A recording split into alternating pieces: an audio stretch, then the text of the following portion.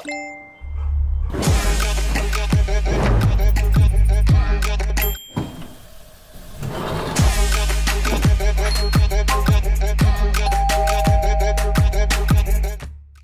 को प्रधानमंत्री ने राज्यपालों के साथ कोरोना पर बैठक की और इस बैठक में उपराष्ट्रपति और गृह मंत्री अमित शाह भी शामिल हुए। बैठक में इस बात पर जोर दिया गया कि सबको मिलकर कोरोना से लड़ाई लड़नी होगी।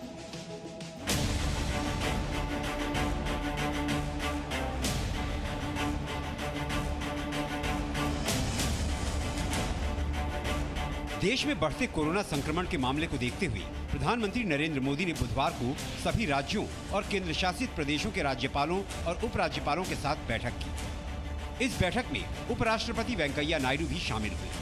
कोरोना काल में प्रधानमंत्री की राज्यपालों के साथ ये पहली बैठक थी। इस बैठक में गृह मंत्री अमित शाह और स्वास्थ्य मंत्री डॉक्टर हर्षवर्धन भी मौजूद रहे। बैठक में विस्तार से अब तक कोरोना को लेकर हुए सभी बैठकों का जिक्र किया गया। साथ ही अब तक लिए गए फैसलों पर चर्चा की गई। बैठक में प्रधानमंत्री मोदी ने कोरोना रोकने के लिए राज्यपालों और उपराज्यपालों को कई जरूरी सलाह दी है।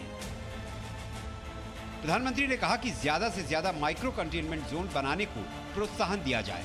सभी राजनीतिक दल, एनजीओ और दूसरे संगठन कोरोना से लड़ाई में सहयोग दें। प्रधानमंत्री मोदी ने एक बार फिर से कोरोना ट्रेसिंग, टेस्टिंग, ट्रीटमेंट पर जोर दिया। प्रधानमंत्री ने यह भी आश्वासन दिया कि वैक्सीन की कभी कमी नहीं होगी। प्रधानमंत्री ने कोरोना के खिलाफ लड़ाई में लोगों को और जागरूक करने की बात कही। राज्यपालों के साथ प्रधानमंत्री की इस बैठक में उपराष्ट्रपति ने राज्यपालों को संबंधित राज्यों के मुख्यमंत्रियों के साथ मिलकर काम करने की सलाह दी। उपराष्ट्रपति ने कहा कि मौजूदा हालात में सभी राज्यपाल राजनीतिक मतभेदों को दरकिनार करके एक टीम की तरह काम करें। उपराष्ट्रपति ने भी ट्रेसिंग, टेस्टिंग और ट्रीटमेंट पर जोर दिया। ब्यूरो रिपोर्ट, जी मीडिया। उज्जैन में लगातार कोरोना मरीजों की संख्या बढ़ रही है। मौत का आंकड़ा भी बढ़ रहा है और इसके बावजूद उज्जैन सांसद अनिल फिरोजिया का कहना है कि कोरोना संक्रमित और संदिग्ध मरीजों की मौत के पीछे साइकोलॉजिकल इफेक्ट है। कुछ तो साइकोलॉजिकल भी इससे फर्क पड़ रहा है। आदमी घर पे रहता है, छींक हुई, खांसी हुई तो उसको दिमाग में ये आ जाता है, तो साइकोलॉजिकल बीमार भी लोग हो रहे हैं। साइकोलॉजिकल अटैक भी आ जाते हैं। ये भी एक स्थिति है।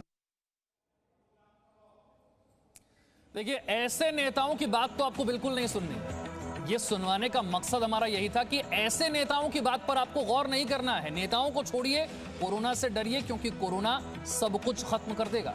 आप देख ही रहे हैं, अस्पतालों में बेड की कमी है। आप अपने आसपास भी देख रहे होंगे। किसी एक राज्य का हाल नहीं है ये हर राज्य की स्थिति है। अस्पतालों में बेड कम पड़ गए हैं। अंतिम संस्कार तक के लिए इंतजार करना पड़ रहा है। लाइन लगी हुई है। शवों को रखने के लिए जगह नहीं बच रही है। देश में रोज रिकॉर्ड नए मामले आ रहे हैं संक्रमण के। कई गुना संक्रमण दर बढ़ गई।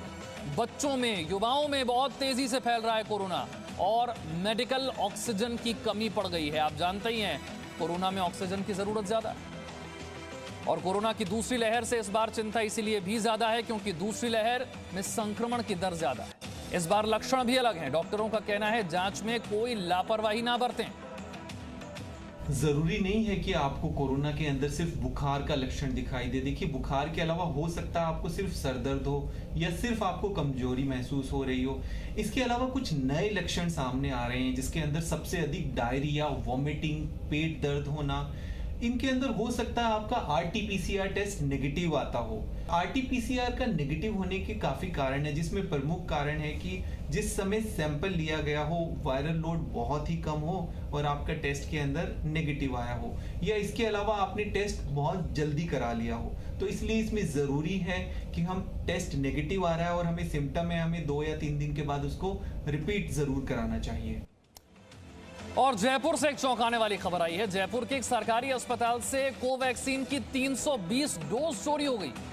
स्वास्थ्य विभाग ने अज्ञात चोरों के खिलाफ चोरी का केस दर्ज कर लिया। आप समझ लीजिए हालात कितने खराब हैं कि वैक्सीन चोरी हो रही है। कोवैक्सीन 320 डोज जयपुर से चोरी हो गई है। हर कोई वैक्सीन लगवाना चाहता है और अब वैक्सीन चोरी की खबर भी सामने आ रही है। देखिए, कोरोना से बचाव आप कैसे करेंगे? हालात खराब है ये तो आप समझ गए, लेकिन बचाव कैसे होगा? बचाव आपको खुद ही करना होगा और कोई रास्ता नहीं है। पिछले 1 साल से जो बातें आपको बताई जा रही हैं वही बातें हैं जिन्हें आपको मानना है और ज्यादा सख्ती के साथ। तो पिछले 1 साल से आप क्या कर रहे हैं, जरा इसे याद कीजिए। मास्क पहनिए और जरूरी है सही से मास्क पहनिए। बिना जरूरत के घर से बाहर नहीं निकलिए। कई राज्यों में लॉकडाउन जैसी स्थिति पहले से है, जहां नहीं भी है वहां लॉकडाउन से बचना है तो आपको अपने आप एहतियात बरतना होगा। बिना जरूरत के बाहर नहीं निकलिए, सोशल डिस्टेंसिंग को मानिए और अब तो वैक्सीन भी आ गई, वैक्सीन जरूर लगवाइए। Presenting B News app available on Google Play and App Store. Download it now.